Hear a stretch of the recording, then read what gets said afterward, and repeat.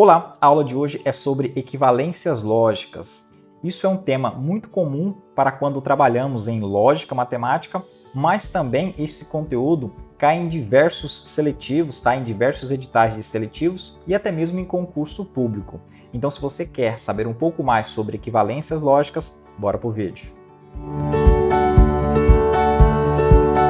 Começamos então conceituando o que são proposições equivalentes, né? Ou seja, proposições lógicas equivalentes. E aí eu já coloquei dois símbolos que é bem comum de você verificar quando está se falando de equivalências lógicas, tá? Que é esse símbolo aqui com três barrinhas, tá? É igual a barrinha do igual, né? É parecido com a barrinha do igual, mais uma barrinha em cima. São três barrinhas, tá? Que significa o equivalente. A ideia de equivalente, tá? É muito forte também em diversos conteúdos da matemática. E esse outro símbolo que tem duas linhas, tá? Tem duas linhas horizontais e duas setas, né? Uma para cada lado, ok? Então, esses são os símbolos mais comuns. Nós vamos utilizar esse aqui, ó, onde tem duas barrinhas horizontais e duas setinhas, uma para a esquerda e outra para a direita, para simbolizar equivalências lógicas. Mas aí, o que são equivalências lógicas? São proposições compostas que possuem a mesma tabela verdade. Então, só isso, gente. Proposições lógicas compostas que possuem as mesmas tabelas verdades. Então, para saber se duas proposições são equivalentes, eu terei que verificar se elas são compostas, tá? Primeira coisa. Proposições simples você não faz essa verificação, somente proposições compostas, tá? E depois que eu tiver duas proposições compostas, para verificar se elas são equivalentes, eu terei que olhar a sua tabela verdade. Eu terei que olhar os resultados de cada uma das tabelas verdades, porque somente quando os dois resultados das tabelas verdades forem iguais, ok? Para quando é alterado os valores lógicos das proposições simples, tá? Somente quando os resultados são iguais, dizemos que eu tenho sim uma equivalência lógica. Você vai entender mais agora, tá? Vamos aqui ao nosso primeiro exemplo sobre equivalência lógica, tudo bem? Vamos aqui pegar um condicional, tá? Esse condicional que diz o seguinte, ó: se o carro é completo, então ele é caro, ok? Se eu denotar aí como o carro é completo, sendo a nossa proposição P, tá? E ele é caro, lembrando que aqui, ó, ele é caro, está simbolizando somente o predicado, mas eu tenho um sujeito. Sempre quando eu tenho uma proposição, eu tenho uma afirmação, declarativa, com sujeito e predicado, blá, blá, blá, com diversas especificações do que deve ser uma proposição lógica.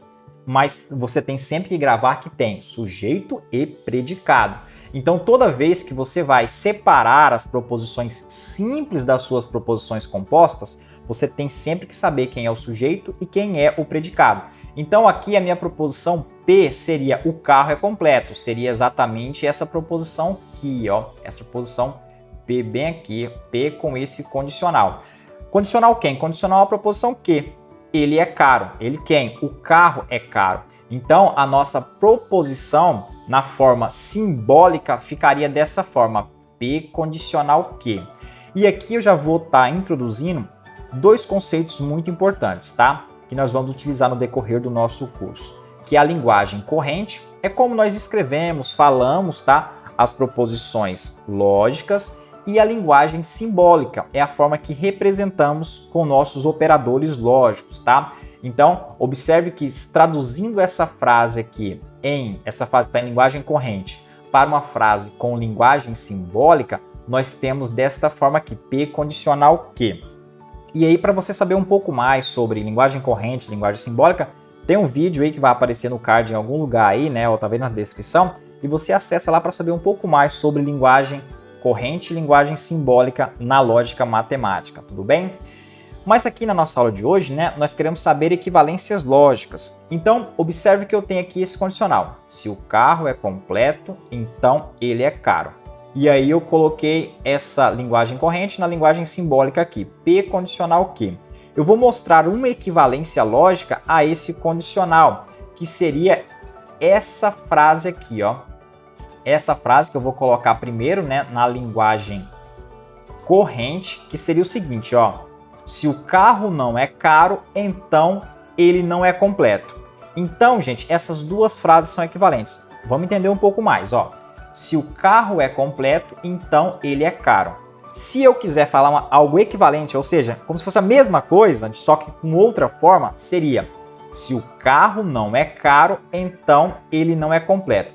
Observe o seguinte aqui, ó, deixa eu só separar as proposições simples aqui, ó, para você entender aonde é que está o truque, né, para se transformar aí nessa proposição equivalente. Está no seguinte, ó. Quando falamos de condicionamento lógico, P condicional Q, nós sempre tratamos o P como sendo antecedente e o Q sendo consequente, tá? Antecedente e consequente. O antecedente está antes da setinha e o consequente está depois da setinha, tá? Então observe que para transformar esse condicional aqui, ó, P condicional Q, equivalente a algo, né, a uma outra frase, basta você trocar o antecedente com o consequente. Só que não só isso, você vai estar negando, tá? Então basta negar o antecedente e o consequente e trocar eles de posição e mantendo o condicional. Então ficou o seguinte, ó.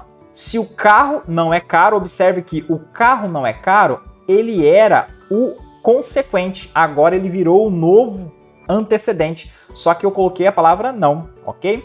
Então ele não é completo. Observe que o carro é completo, era o antecedente, agora ele virou o consequente, mas acrescido, né, da negação não. Então, essas duas frases, tá? Essas duas proposições, elas são equivalentes logicamente, tá? E aí o símbolo dela ficaria assim, tá? Então, observe o seguinte, ó, eu troquei a ordem, tá? Eu troquei a ordem do antecedente com o consequente, ó. Troquei de ordem, mantive o condicional, aqui tá o condicional, tá? Eu mantive o condicional. E aí eu troquei a ordem colocando o símbolo de negação para cada um deles. Isso foi uma equivalência lógica, tá? E como é que eu mostro que essas duas proposições são equivalentes, tá? Essas duas frases são equivalentes. Basta você fazer a tabela verdade. Então aqui está a tabela verdade, tá? Eu não fiz ela passo a passo, eu já peguei ela pronta, tá? Tem outros vídeos onde eu ensino a fazer a tabela verdade de proposições compostas, tudo bem? Então aqui está a nossa tabela verdade dessas duas proposições, ó. P condicional Q está bem aqui, é a tabela normal do P condicional Q. E aqui também está a tabela verdade do negação de Q condicional negação de P. Observe que o símbolo está diferente, tá? Mas não importa, tudo bem? O símbolo, quando a gente utiliza ele, não importa. Pode ser qualquer um desses dois símbolos, tá? A cantoneira ou o tiozinho, tanto faz. Então, gente, observe o seguinte, ó. Para quando, né, nós temos as proposições lógicas P e Q, as proposições simples, P e Q, quando ambas são verdades, eu tenho que ambas também são verdades, tanto P condicional Q ou negação de Q condicional negação de P. E você vai verificando que para cada alteração dos valores lógicos de P e Q, você tem mesmos resultados nessas duas proposições, P condicional Q e negação de Q condicional negação de P. Observe, ó, VV, FF, VV e VV. Então isso nos diz, tá? Isso nos diz que essas duas proposições compostas são exatamente equivalentes. Ou seja, eles dão os mesmos resultados. É como se eu estivesse falando a mesma coisa, tá? Então aqui é algo muito importante que vocês percebem, que é o auxílio da tabela verdade para mostrar que duas frases na linguagem corrente são equivalentes. Então isso aí é uma coisa muito importante, tá? É um auxílio que a tabela verdade faz para mostrar que frases, tá, na linguagem corrente são equivalentes. Tudo bem? Espero que tenha entendido esse primeiro exemplo, tá? Mas tem um segundo exemplo aqui, que é sobre um outro condicional, tá? Na verdade é o mesmo condicional. Eu vou até usar a mesma frase aqui para vocês perceberem que não é de forma única, tá, que isso acontece. Você pode ter equivalências lógicas de uma mesma proposição, tá? Pode ter mais de uma forma.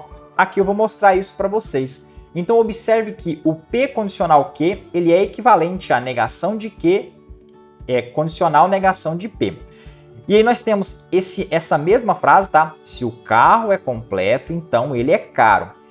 Isso vai ser, né, em linguagem corrente, em linguagem simbólica, vai ser exatamente P condicional que, tá? Transformando aqui o carro é completo como sendo a proposição simples P e o carro é caro sendo a proposição simples que, eu monto aí dessa estrutura aqui a nossa representação simbólica desse condicional. Nós vamos mostrar que essa frase, se o carro é completo, então ele é caro, ele é equivalente, tá? Essa frase, essa proposição lógica é equivalente à seguinte frase, à seguinte proposição lógica, que diz o seguinte, ó: o carro não é completo ou ele é caro.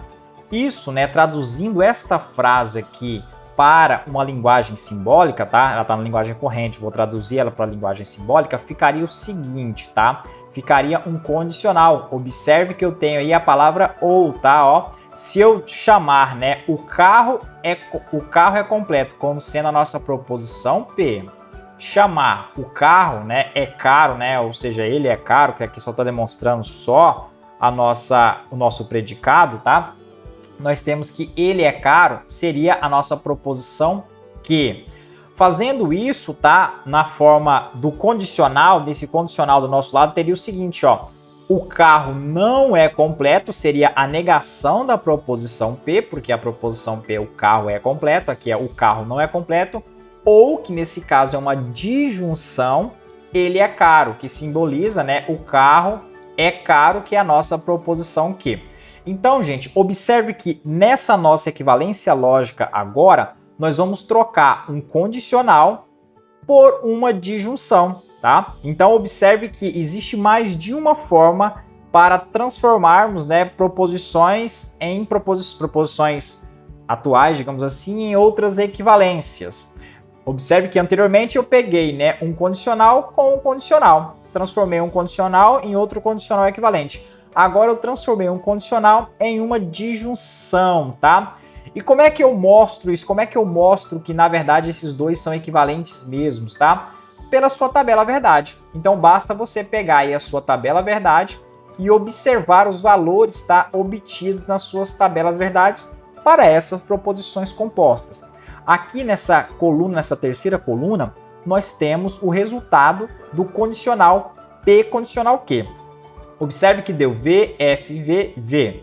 E aqui nessa quinta coluna, nós temos o resultado da negação de P de junção com Q. Observe que deu V, F, V, V. Os mesmos resultados lógicos, tá? Então, na hora que eu mudo os valores das minhas proposições simples P e Q, eu obtenho os mesmos valores lógicos nessas duas proposições compostas, dizendo então que elas são equivalentes, tá? Então, essa é uma informação muito importante que você precisa saber.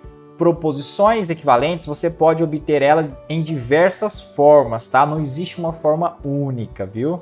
Logo, nós temos então que a proposição composta negação de Q condicional com negação de P é equivalente à negação de P de junção com Q. Isso na linguagem simbólica.